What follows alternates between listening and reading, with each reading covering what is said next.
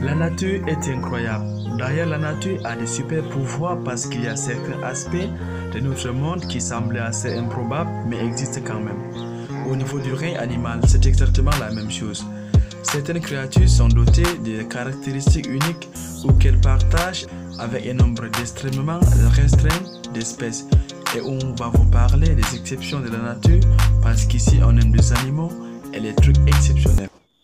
Avant de commencer, n'oubliez pas de vous abonner et d'activer la cloche de notification pour ne plus jamais manquer nos prochaines vidéos. C'est parti. Les menus, l'art de l'imitation vocale. Quand on a l'organe vocal le plus élaboré de tous les animaux, chanter, on a forcément quelques talents.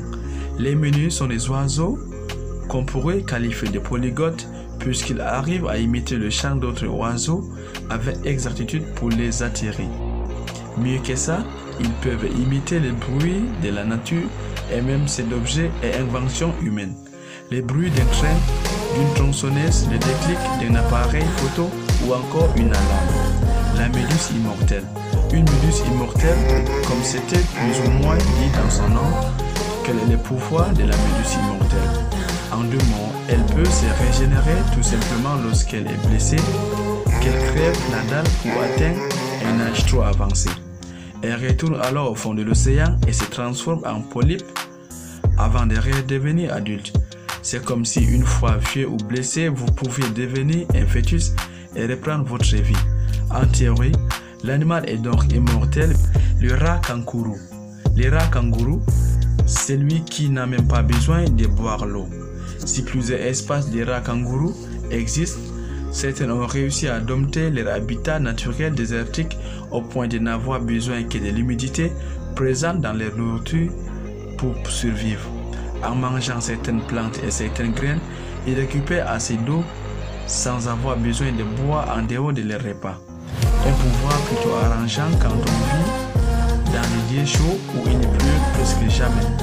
Le faucon pèlerin, l'animal le plus rapide du règne animal. Considéré comme l'oiseau le plus rapide du monde, le faucon pèlerin pourrait atteindre théoriquement une vitesse de pointe située entre 496 km/h et 626 km/h. Si ça fait de lui l'animal le plus rapide au monde, ça ne l'empêche pas de rater souvent sa proie, parce que manœuvrer en vol à une telle vitesse, ça peut vite devenir galère. Les suricates, ceux qui portent les lunettes de soleil naturelles. Vous ne vous êtes probablement jamais demandé pourquoi le pelage des suricates était noir autour des yeux et du coup je suis navré de vous le dire, mais vous ne vous posez pas les bonnes questions dans la vie. Ces animaux ont une vue perçante très détaillée afin de pouvoir aussi bien surveiller les proies que les prédateurs. Et les taches noires autour de leurs yeux les aident à bloquer la luminosité du soleil pour s'en protéger tout en regardant le ciel à l'affût d'enfoirés d'oiseaux qui voudraient les bouffer. Les cachalots, l'art de l'apnée. Vu qu'ils ne se déplacent qu'entre 8 et 30 km/h, les cachalots ont tout intérêt à pouvoir rester longtemps sous l'eau sans remonter à la surface toutes les 2 minutes pour respirer. Et vu que la nature est bien faite, il arrive puisqu'il peut rester sous l'eau sans retourner à la surface plus d'1 heure et demie, ce qui est assez conséquent. Les opossums, l'invulnérabilité au venin. Les opossums sont des curieuses créatures.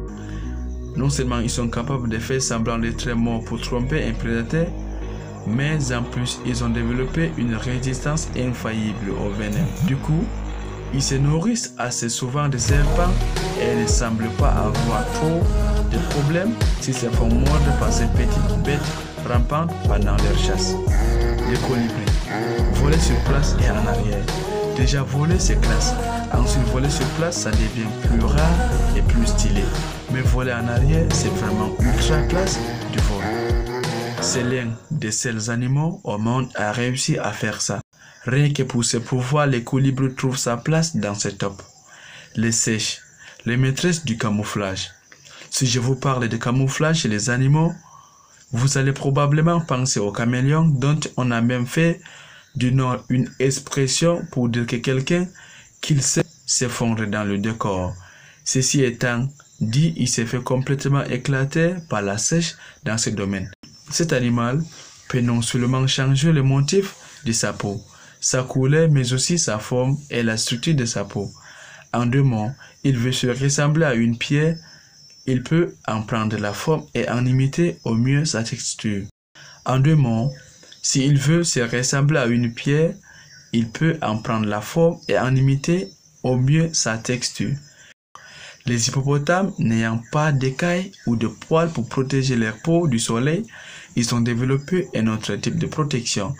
Il s'agit d'un fluide huilé de couleur rouge qui sécrète et qu'on pourrait penser être du sang qui recouvre le corps et les rafraîchit tout en tempérant leur température.